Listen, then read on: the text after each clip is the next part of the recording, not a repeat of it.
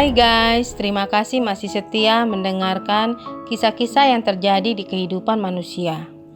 Kita langsung saja menceritakan kisah nyata ini ya guys. Kita mulai kronologi kasus ini yang melibatkan seorang pedagang emas di Jayapura, Papua, yang bernama Pak Nasarudin atau biasa dipanggil dengan nama Mas Acik, yang berusia 44 tahun. Berasal dari Makassar. Ia merantau dan bekerja di Jayapura.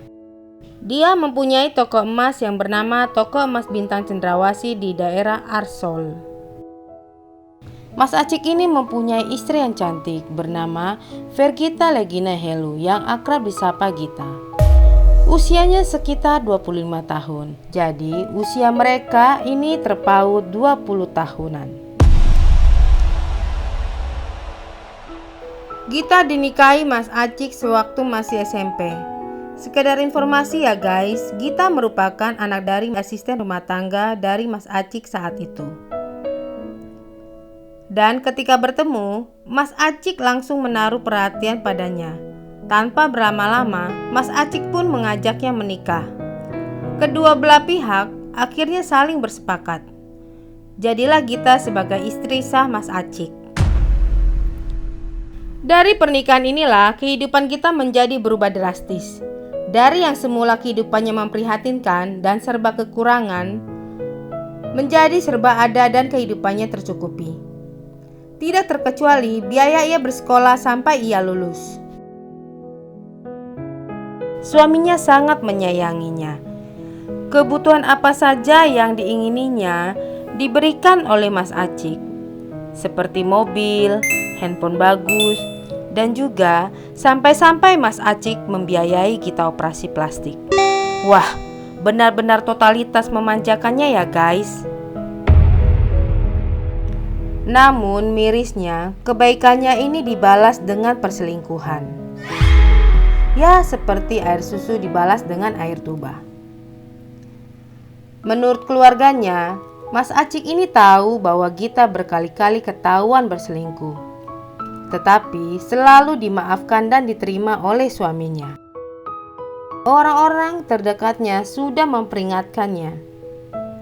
Namun Mas Acik ini bilang, "Sudah, maklumin saja, karena Gita masih muda." Katanya begitu guys. Pada hari Senin, tanggal 28 Juni, di malam hari, Mas Acik ini mengantar istrinya si Gita dengan Honda berwarna merah. Dia menyetir untuk membeli obat tetes mata di sebuah apotik di Jayapura. Dari CCTV apotik itu terlihat ada sebuah mobil hitam yang sepertinya mengikuti mereka. Jadi guys, dari awal mereka sudah diikuti mobil hitam itu. Sepertinya mereka lagi memantau dari dalam mobil. Di saat mobil Honda Jazz merah pergi dari lokasi apotik itu, mobil hitam itu juga mengikutinya. Dari lokasi tersebut, Mas Acik dan istrinya bermaksud kembali pulang ke rumah. Pada malam itu, sekitar jam setengah 10 malam, di waktu mereka berkendara di jalan jembatan Holtekam arah Kilo 9 yang berada di Jalan Hanurata Distrik Muara Tami, Jayapura. Tiba-tiba mereka dihadang oleh sebuah mobil hitam. Ketika turun, mereka ternyata berjumlah 4 orang laki-laki dengan membawa benda tajam. Mereka awalnya meminta Mas Acik dan Gita untuk menyerahkan harta benda mereka. Mas Acik menolak, dan akhirnya terjadilah perlawanan antara Mas Acik dengan komplotan penjahat itu. Nasib korban berakhir tragis dengan luka tusuk sebanyak 20 kali di bagian badan dan juga kepalanya. Gita ini panik dan langsung keluar dari dalam mobil untuk mencari pertolongan. Lokasinya sangat sepi ya guys. Beruntungnya ada beberapa warga yang kebetulan lewat dan langsung menolong Gita. Tetapi sayangnya nyawa Mas Acik sudah tidak dapat tertolong lagi. Di saat didapati warga, ternyata Gita juga sempat dianiaya di bagian tangan. Tasnya yang berisi benda-benda berharga dan juga uang ikut dirampas oleh para perampok tadi. Saking gemparnya, hingga warga sekitar itu rekam kejadian naas itu. Si Gita ini juga sempat menangis di saat direkam kamera HP salah satu warga. Karena tidak ada orang yang mengetahui kejadiannya secara langsung, akhirnya Gita lah yang dijadikan saksi utama satu-satunya atas peristiwa penganiayaan suaminya tersebut.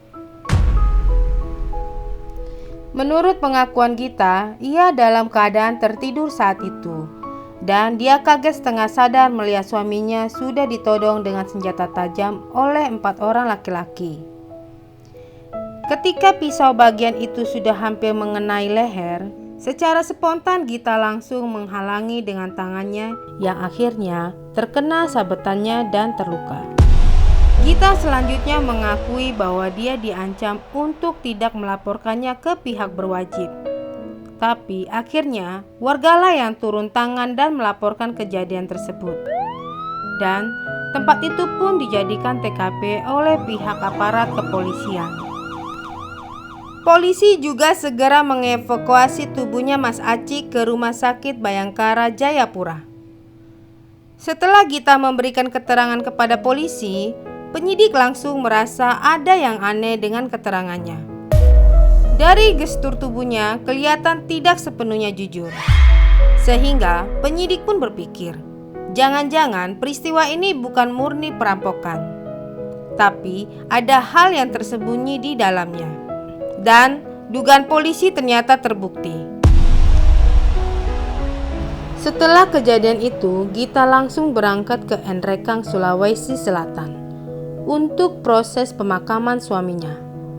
Acara tersebut dihelat di sana karena kota tersebut adalah kampung halaman dari suaminya. Sewaktu jenazahnya didoakan, tiba-tiba saja polisi langsung meringkus Gita. Keluarga dan tetangganya yang ada di acara itu pun menyorakinya. Banyak pertanyaan yang ada di benak masyarakat saat itu. Mengapa ia yang semulanya sangat terpukul, bersedih, dan tertekan, tiba-tiba bisa dijadikan tersangka? Rupa-rupanya semua itu hanya sandiwara Gita belaka untuk mengelabui khalayak ramai. Perampokan yang terjadi hanyalah sebuah rekayasa semata. Setelah tertangkapnya Madi sewaktu akan melarikan diri ke Makassar pada 2 Juli, semuanya akhirnya terungkap. Dia rencananya mau menyusul Gita dan kemudian ingin melarikan diri sejauh mungkin bersama wanita itu. Tetapi sayangnya Madi mendadak diringkus di Bandara Sentani.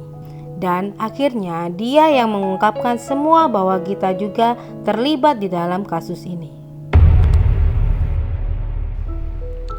Dalam keterangannya saat diinterogasi, sebelum kejadian perampokan yang berujung pembunuhan itu, Mahdi dan Gita bertemu di sebuah mall. Pada waktu itu, Gita memberikan uang sebesar 2 juta rupiah untuk proses eksekusi. Setelah itu, seperti yang kita ketahui, dari rekaman CCTV yang terdapat di apotek itulah polisi akhirnya mengungkap kasus ini. Di rekaman itu, tampak ada sebuah mobil hitam yang sedang membuntuti Gita dan Mas Acik, yang saat itu lagi menemui dokter yang berada di apotek. Dan orang yang di dalam mobil hitam tersebut akhirnya diketahui polisi dia adalah Madi. Madi akhirnya menyampaikan kepada polisi bahwa sebenarnya rencana perampokan tersebut hanya ia lakukan sendiri, bukan 4 orang seperti yang kita katakan. Sebelumnya, Mahdi bercerita tentang perkenalannya dengan Gita lewat sosial media.